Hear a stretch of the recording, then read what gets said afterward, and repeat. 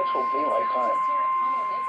The following is a summary of the National Weather Service in the Quad Cities has issued a severe thunderstorm warning for Joe Davies County. Joe Davies? Davidson County. Interesting county in Illinois. Northeastern Clinton County until 6:45 Now extended to Stevenson.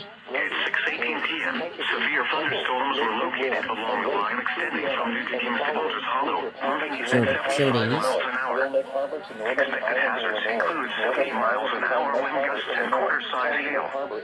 Hail damage to vehicles is expected. Expect considerable tree damage. Wind damage is also likely to mobile homes, roofs, and outbuildings.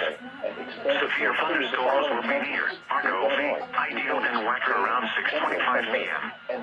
Warren, Fairhaven, Chadwick, Double River, Joe Davies County Fairgrounds, and Apple River Canyon State Park around 6:30 p.m. Leonard, Milledgeville, and Carroll County Fairgrounds around 6:35 p.m.